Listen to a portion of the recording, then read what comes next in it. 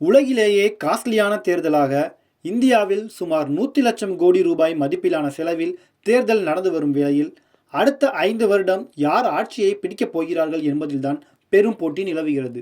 குறிப்பாக நாகாலாந்தில் 6 மாவட்டத்தில் கிட்டத்தட்ட 0% வாக்குகள் பதிவாகியுள்ளது. இந்த நிலையில் நரேந்திர மோடி 3வது முறையாக ஆட்சியை பிடித்தால் 3 அரசு நிறுவன பங்குகளை விற்பனை செய்து நிதி திரட்ட முடிவு செய்துள்ளது. மத்திய அரசு நாட்டின் பொது காப்பீட்டு நிறுவனங்களான இந்திய பொது காப்பீட்டு நிறுவனம் மற்றும் Life Insurance Corporation of India, Hindustan Zinc ஆகியவற்றில் அரசு கையிருப்பில் இருக்கும் பங்குகளை விற்பனை செய்ய இந்திய அரசு ஆர்வம் காட்டி வருகிறது. முதலீட்டாளர்களின் ஆர்வத்தை மதிப்பீடு செய்த பின்னர் 2024-25 நிதியாண்டில் இந்த பங்குகள் விற்பனை செய்யப்படலாம் என அரசு வட்டாரங்கள் ராய்டர்ஸ் செய்தி நிறுவனத்திடம் தெரிவித்துள்ளன.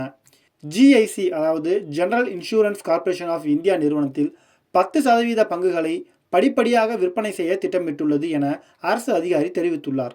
இதன் மூலம் சுமார் 5700 கோடி ரூபாய் அளவிலான நிதியை திரட்டப்படலாம் என எதிர்பார்க்கப்படுகிறது. இந்த பங்கு விற்பனை நடப்பு நிதியாண்டில் நடக்க அதிகப்படியான வாய்ப்புகள் உள்ளது. குறிப்பிடத்தக்க வகையில் கடந்த 6 மாதங்களில் ஜிஐசி பங்குகளின் மதிப்பு 45% அதிகரித்துள்ளது. எல்ஐசி நிறுவனத்தின் பங்குகளை பொறுத்தவரை 2022ஆம் ஆண்டில் ஐபிஓவின் போது நிர்ணயிக்கப்பட்ட இலக்கை அரசு தொடர்ந்து பின்பற்ற திட்டமிடப்பட்டுள்ளது. அதாவது 7 ஆண்டுகளில் 10 பங்குகளையும் 10 ஆண்டுகளில் 25% பங்குகளையும் படிப்படியாக விற்பனை செய்ய திட்டமிட்டுள்ளது.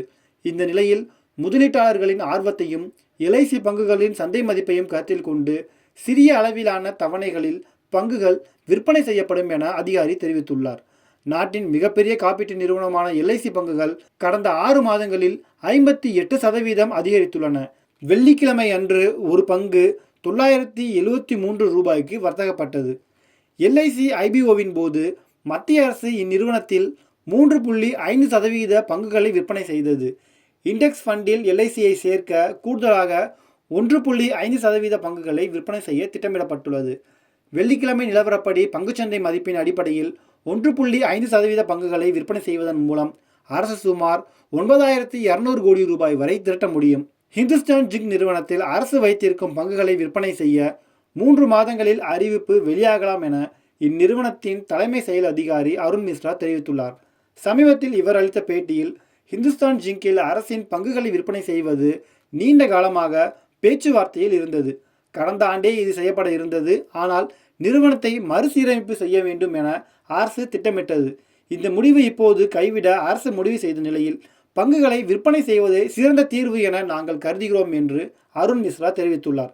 கடந்த செப்டம்பர் மாதத்தில் ஹிந்துஸ்தான் ஜிங்க் நிறுவனத்தை மறுசீரமைப்பு செய்வதற்காக திட்டத்தை முன்வைத்தது. இதன் மூலம் ஜிங்க், வெள்ளி மற்றும் அதன் மறுசுழற்சி வணிகம் என 3 வெவ்வேறு துணை நிறுவனங்களை உருவாக்க திட்டமிடப்பட்டது. இந்தியாவில் மிகப்பெரிய ஜிங்க் உற்பத்தி நிறுவனமான ஹிந்துஸ்தான் ஜிங்கில் வேதாந்தா நிறுவனம் 64.92% பங்குகளை வைத்திருக்கிறது. மீதமுள்ள 29.54% பங்குகள் மத்திய அரசின் கட்டுப்பாட்டில் உள்ளன. எனவே நிறுவனத்தை மறுசீரமைப்பு செய்வதற்கு அரசின் ஒப்புதல் அவசியம். இதன் காரணமாகவே மறுசீரமைப்பு திட்டம் தற்போது நிராகரிக்கப்பட்டுள்ளது. இதையடுத்து பங்குகளை விற்பனை செய்வதன் மூலம் நிதி திரட்டுவதே சிறந்த வழி என அரசும் நிறுவன நிர்வாகமும் முடிவு செய்துள்ளது. அடுத்த 3 மாதங்களில் ஹிந்துஸ்தான் ஜிங்கில் அரசின் பங்குகளை விற்பனை செய்வதற்கான அறிவிப்பு வெளியாகலாம் என எதிர்பார்க்கப்படுகிறது. இது தொடர்பான அதிகாரப்பூர்வ தகவல் விரைவில் வெளியாகும் என தெரிகிறது.